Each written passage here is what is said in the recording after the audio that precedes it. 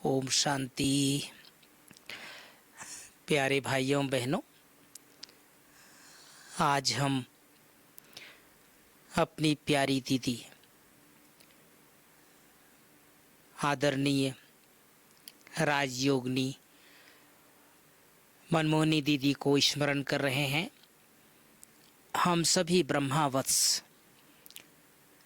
दीदी को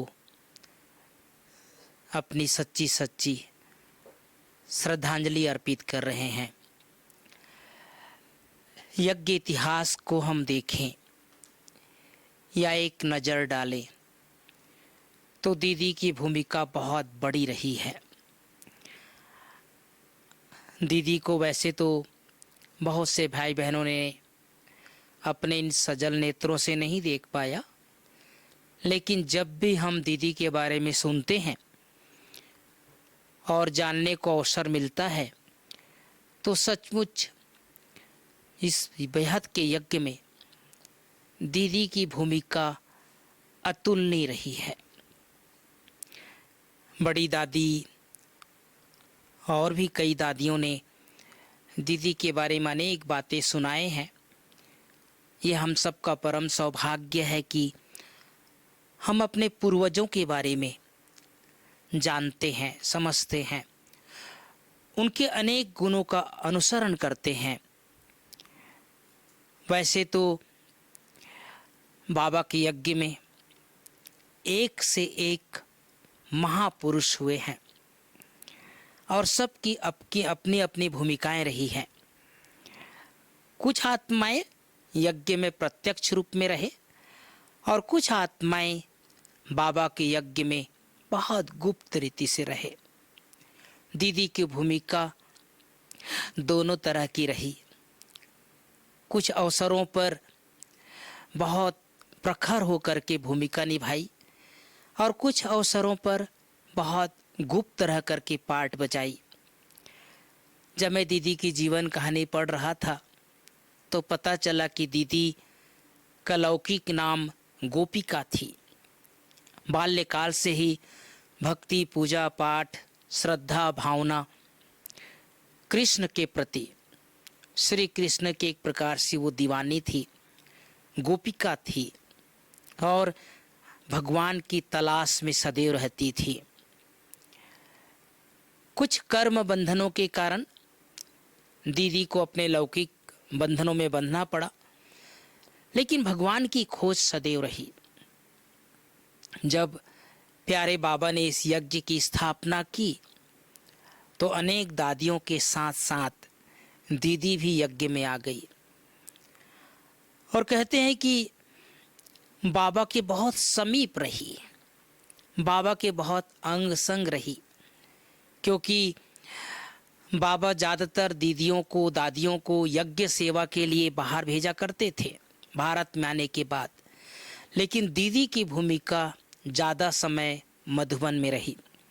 लेकिन उसके पूर्व सिंध, हैदराबाद में, चाहे कराची में बाबा के साथ, मम्मा के साथ दीदी बहुत क्लोज रही, बहुत नज़दीक रही, बहुत आज्ञाकारी रही।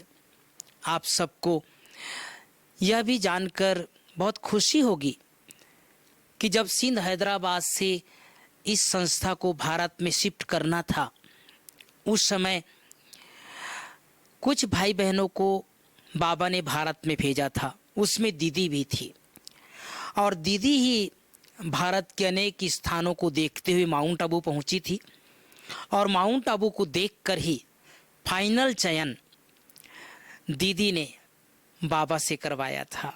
अर्थात दीदी जिस तरह से मधुबन का, माउंट आबू का वर्णन किया था, उससे पता चला कि यह स्थान भगवान को प्रिय है, ये भगवान का बेहद का कार्य का मुख्यालय बनने जा रहा है। तो ये बहुत बड़ी भूमिका माउंट आबू में स्थानांतरित कराने का, सिंध, हैदराबाद से भारत में शिफ्ट कराने का दीदी की बहुत बड़ी रोल रही है। मम्मा के अव्यक्त होने के बाद दीदी का पार्ट और बहुत बढ़ गया था, क्योंकि दीदी आंतरिक मामलों की जानकार थी, क्योंकि लौकिक में दीदी अनुभवी थी, घर गृहस्थ का अनुभव था, समाज के बीच का अनुभव था। और उस अनुभव का लाभ बाबा ने यज्ञ में दीदी से बहुत लिए। क्योंकि बाबा के ऊपर बहुत सारी जिम्मेदारियां थी, तो बाबा अपनी जिम्मेदारियों का काफ़ी कुछ दीदी के सामने प्रकट करके दीदी के द्वारा कार्य कराते थे। और जब बाबा अव्यक्त हुए, मम्मा और बाबा जब दोनों अव्यक्त हो गए, उसके बाद अव्यक्त बाबा ने दीदी और दादी को यज्ञ संभालने के लिए निमित्त बनाया। हम सब जानते हैं, बड़ी दादी को यज्ञ की प्रथम प्रशासिका, मुख्य प्रशासिका बनाया मम्मा के बाद। और दादी के साथ दीदी बहुत कंधे से कंधा मिला करके चली।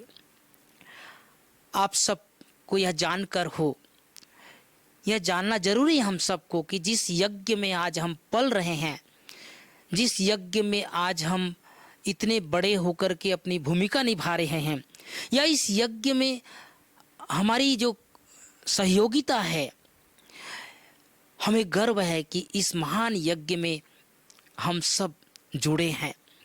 ऐसे यज्ञ को संभालने में हमारी दीदी की बहुत बड़ी भूमिका रही है। क्योंकि दीदी के अंदर दो बहुत बड़ी विशेषता थी। दीदी एक तो बहुत पारखी बुद्धि थी, परख लेती थी।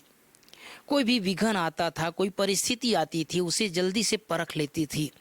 और इसके अलावा जो दीदी से मिले हैं, जो दीदी के सानिध्य का अनुभव किए हैं, उन सभी भाई बहनों का एक विशेष अनुभव रहता है कि दीदी कोई भी व्यक्ति से मिलते समय, चाहे वो बीके हो चाहे नान बीके हो, उसके अंतर के भाव को जल्दी समझ लेती थी, जान लेती थी, पहचान लेती थी।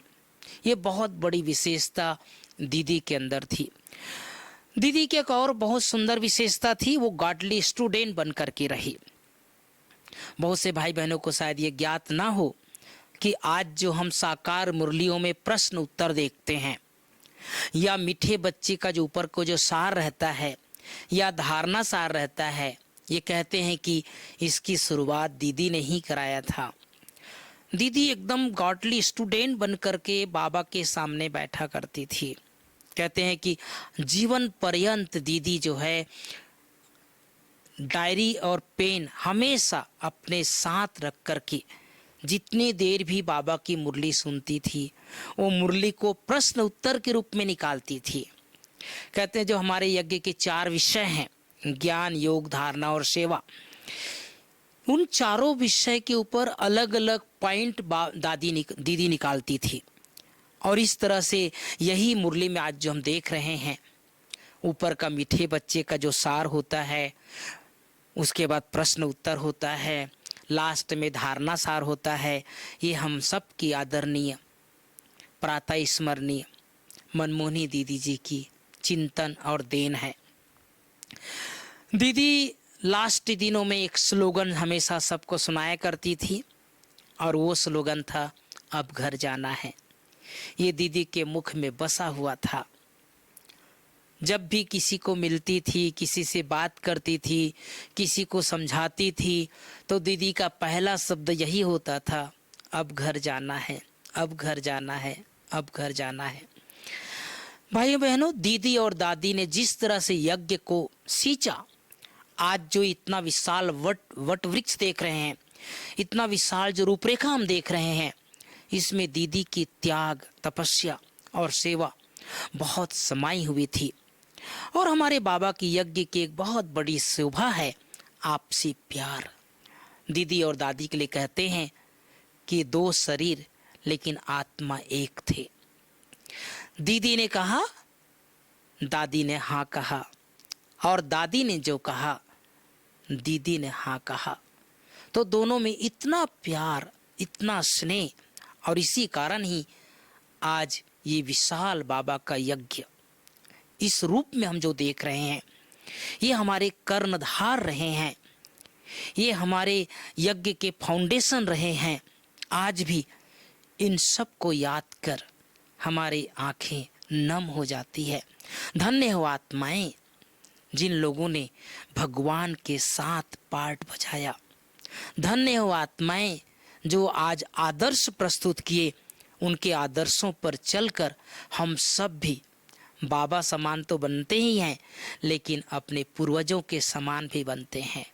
तो आज हम सब यज्ञवत्स, हम सब की प्यारी अति मीठी दीदी जी को दिल से श्रद्धा सुमन अर्पित कर रहे हैं, सत सत नमन कर रहे हैं।